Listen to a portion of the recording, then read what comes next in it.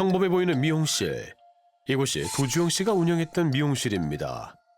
무심하게 적어놓은 듯한 휴업 문구. 제보자는 도 씨의 가게 근처에서 작은 식당을 운영하는 자영업자였습니다. 상가 운영하시는 분들끼리 친하게 지내거든요. 헤어샵이라는데 그분 하고도 이렇게 자주 어울리고 밥도 자주 먹고 그러는데 대부분 저와 같이 이렇게 돈을 빌려달라고 하더라고. 많은 이자를 줄 테니까. 그래서 이 주변 사람들, 그 다음에 손님들 해가지고 거의 뭐 안 빌린 사람이 없을 정도로 돈을 이렇게 빌리더라고요. 특유의 살가움으로 동네 사람들을 잘 챙겼다는 그녀. 자신의 투자 소득을 은근히 자랑하며 은밀한 제안을 해왔습니다. 안경점을 크게 한다, 뭐 금빵을 한다. 근데 덤핑으로 물건 들어올 때 많이 사야 된다. 그래야 이문을 남길 수가 있다. 자기가 이자를 많이 받고 돈을 거기다 빌려주는 거다. 1,000만 원 빌려주면 또 한 달, 2달 있다가 또 뭐 있는 대로 좀 빌려달라. 남몰래 큰 돈을 만지게 해주겠다는 약속. 김 사장님은 무려 15차례에 걸쳐 총 1억 4천만 원이라는 돈을 건네고 맙니다. 12월 10일 날 이제 만나서 돈을 이제 빌린 사람들에게 다 주기로 했고, 근데 9일 날 도망가게 된 거죠. 잘 살으라고 하더라고요. 그리고 떠났어. 돈을 건넨 사람들은 총 10여 명. 도 씨가 약속했던 돈을 주지 않자 동네 상인들은 불안해지기 시작했습니다. 그런데 도 씨는 오히려 고소하라며 으름장을 놓았다 합니다. 돈을 돌려주기로 한 날 하루 전 잠적을 암시한 이 문자를 끝으로 더 이상 연락이 닿지 않았습니다. 피해자들은 급히 미용실을 찾았지만 문은 굳게 잠긴 채 그녀의 행방은 묘연해진 상태였습니다. 사람들은 도대체 어떻게 그녀의 덫에 걸려든 걸까? 처음에 문을 열었는데 막 뭐라 선물을 막 주더라고. 개업했다고. 그렇게 친절하더라고. 아주 엄청 친절하고 먹을 거 항상 들고 다니면서 그렇게 줘. 평소같이 폐지를 모으고 있었던 할머니의 앞으로 나타난 도씨. 손에 쥐어준 간식보다 더욱 반가웠던 건 그녀의 환한 미소였습니다. 도씨는 바로 그 점을 이용했습니다. 자기 엄마가 등뼈를 넘어져서 뼈가 부러졌다고 막 수술했다고 하면서 막 사진을 핸드폰에 찍어서 보여주면서 막 우리 엄마가 죽게 됐다고 이거 병원비를 못 내갖고 퇴원을 못 시킨다고 하면서. 그녀는 직접 자신의 어머니 수술 사진을 할머니에게 보여드리며 눈물로 호소했다 합니다. 지난 7월 결국 할머니는 병원비에 조금이라도 보탬이 되고자 미용실을 찾았습니다. 누군가에겐 사업가로, 누군가에겐 효녀로 상황과 조건에 맞게 도씨는 자신의 모습을 바꿔왔던 겁니다. 그녀의 변장술은 여기서 그치지 않았습니다.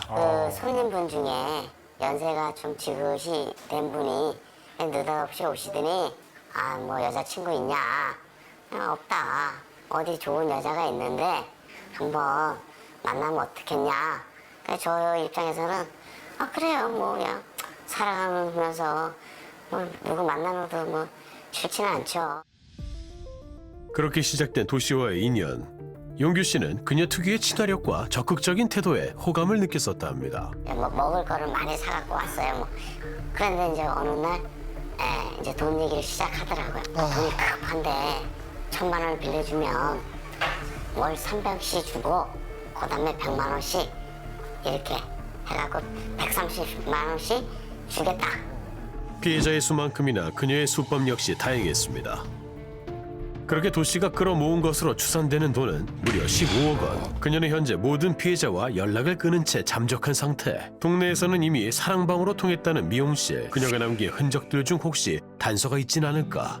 뭐 물건들을 좀 다 가져가지는 않았네요. 예, 미용실을 이제 다른 데서 하려고 그런가 봐요. 가위 같은 거 싹 가져간 거죠. 나머지는 뭐 돈 들어가는 게 없으니까 이게 가위가 가장 비싼 거고 요것만 있으면 어디 가서든 할 수가 있어서. 미용 자격증이 있긴 한가요? 예, 저기 보시면은 가만 있어봐. 여기 있다. 영업 사업자 있고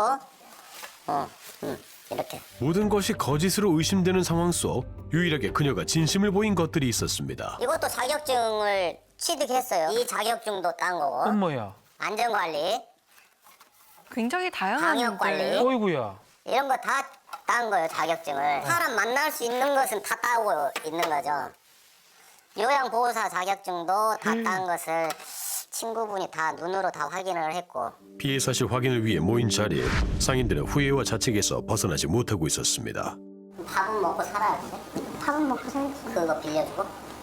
아 우리 신랑이 있으니까 밥은 먹고. 밥을 한 끼 먹을까 하루에? 열받죠. 열받아. 근데 그 돈만 있으면 지금 이러고 안 살아. 나는 펑펑 쓰고 살아. 근데 그 돈을 다 어디다가 이렇게 뭘 어디서 짱구하고 그러는지. 그 이런다? 자기는 뭐를 사도 명품만 산다고. 제일 멍청한 게 바로 나 같아. 한 달 만에 돈을 1,300을 뜯겼으니 환장할 노릇이 미친 아니다. 아니 근데 빌리려면 수단과 방법을 가리지 않아. 그러니까 모일만 하면 또 가져가고 그 걔가 그러니까 머리가 대단히 좋은 거지. 기상한 거야. 돈이 모인 거를 어느 정도 캐치를 하니까. 상인들 역시 그녀의 자격증에 대해 인지하고 있었습니다. 자격증 없는 자격증 한두 가지가 아니야. 아니 그 많은 자격증을 갖고 좀 열심히 살지. 나는 이거 안 해도 먹고 산다. 이거 아니어도 사이가 어마어마 부자라서 제주도의 땅을 어마어마하게 갖고 있어서 귤도 이렇게 가가지고 사람들 끌고 가서 하고 또 리조트를 사이가 크게 한대요. 밥 먹고 충분히 살 수 있다고. 딸들이 다 부잣집 시집 가가지고 너무 잘 돼서.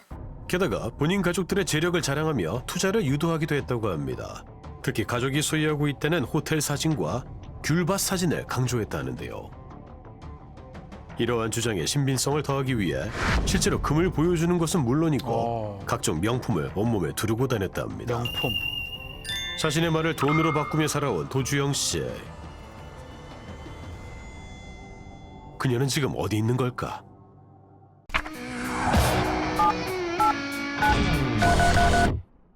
도 씨는 일산에 터를 잡기 전 서울에 살았습니다. 당시 그녀의 직업은 소득업체 직원. 열심히 살았어요. 만약에 소득회사 가갖고 일을 하고 와서 또 밤에 무슨 애기도 가서 애기도 보러 갔어요. 애기를 한 서너 시간 이제 가서 보고 이제 투잡을 한 거죠. 밤낮 없이 일하면서도 누구보다 솔선수범했던 그녀. 순자 씨는 직장 선배였던 도 씨와 자연스레 가까워졌고 돈 거래를 했다 합니다. 그런데 언젠가부터 빌려간 금액을 갚지 못하기 시작했습니다. 그래 안 받고 원금이라도 갚아라. 그러면서 그 원금을 싹 뽑아봤어요. 뽑아봤더니 4억 9천 정도? 도 씨와 연을 맺은 지 올해로 9년째라는 순자 씨. 함께한 세월만큼 오가는 금액 역시 더욱 커졌고 고스란히 피해로 이어졌습니다. 알고 보니 미용실을 시작할 무렵인 2018년에도 똑같은 방식으로 사기를 쳤던 겁니다. 그리고 2019년 이번에는 경기도 시흥이었습니다. 이곳에서 그녀가 했던 일은 노래방 주방직. 그녀와 함께 노래방에서 근무했다는 조 씨를 만나 자세한 이야기를 들어볼 수 있었습니다. 미용실을 하면서 투잡으로 또 이제 노래방 주방에 일을 하러 오는 상황이어서 밤 10시부터 새벽 6시까지 이제 알바를 하고 저는 6시부터 새벽 2시까지 알바 주방에서 이제 일하는 중에 알게 된 거예요. 근무를 교대하는 새벽 6시에 그 짧은 순간에도 그녀는 조 씨와 친밀감을 형성했습니다.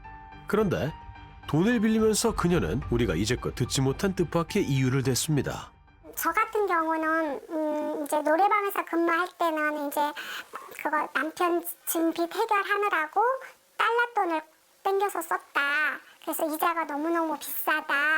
그래서 그때는 정말 순수한 마음으로 이렇게 열심히 사는데 비싸게 이자를 주고 하면은 괜히 남 좋은 일 시킨 일 아닌가. 도 씨가 주장한 가정사는 이러했습니다. 특별하진 않았지만 화목했다는 그녀의 가정. 하지만 남편은 20억 빚을 남긴 채 그만 사고사를 당했다 합니다. 그럼에도 자식들을 지켜야 했다는 도 씨. 그래서 타지에와 밤낮으로 쉬지 않고 일을 하고 있다는 겁니다. 그래서 저는 그것만 믿고 정말 대단하다. 그렇게 남편 빚을 그렇게 해결하기가 쉽지가 않는데 그래서 진짜 그 마음만 보고 그 마음이 예뻤었는데 이번에 일 터지고 보니까 그게 남편 때문에 진 빚이 아니었고 나중에 보니까 남편도 피해자였더라고요. 네, 돈에 얽힌 것 때문에 남편이 죽은 것 같아요.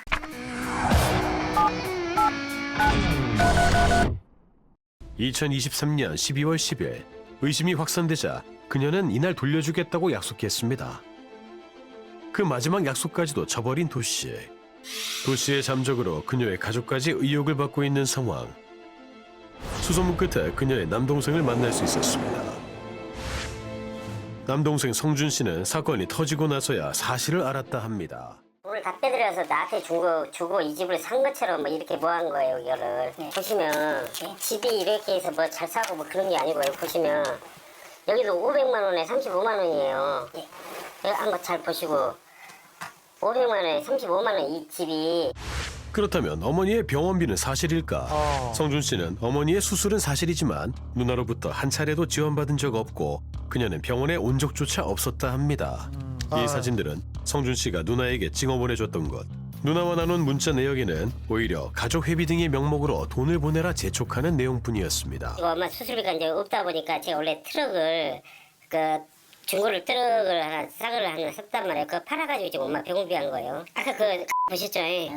안 주면 뭐 어쩌니 저쩌니 그 박스 속에는 누나의 이름이 적힌 도장과 각종 장부들이 담겨져 있었습니다. 집 마당에 떨어져 있는 거예요. 집 마당 위에. 이게 무슨 박스 안에다가 이거는 그 가게 이것까지 이 안에다 집어 넣어가지고 이게 뭔 내용인가를 봤어요. 그랬더니 돈 관계 문제가 이 사채 동네 사람들한테 돈 빌려 쓰고 사채 갖다 돈 빌려 쓰고 이걸 날짜별로 이렇게 계산을 해가지고 동그라미는 내가 분석해 보니까 동그라미는 갚은 거고 이거는 이제 남아 있는 거겠죠. 남아 있는 걸 못 남아 주니까 이자 감당하기가 힘이 드니까 도망친 거예요. 잘못된 거죠. 장부 속 빼곡히 적혀있는 숫자와 이름들, 그중 상당수는 이미 제작진과 만난 피해자들의 이름이었습니다. 나는 이 전화번호를 알았단 말이에요. 이 전화번호로. 이 전화번호를 알고 있다가 12월 23일 날에 마지막 여수로 간다고 이거였어요. 도씨가 잠적한 지 2주째 누나가 공중전화를 통해 연락을 해왔다는 겁니다. 자신은 현재 목포역에 있으며 여수로 간다는 말을 끝으로 또다시 잠적한 그녀.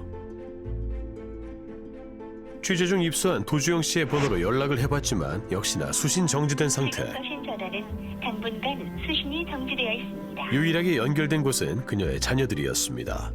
그중 큰 딸을 직접 만날 수 있었습니다. 딸은 정말 제주의 귤밭과 고급 리조트를 가진 부호일까? 하지만 도시의 주장과는 달리 딸은 매우 평범한 가정주부였습니다. 제주도에 왔었어요.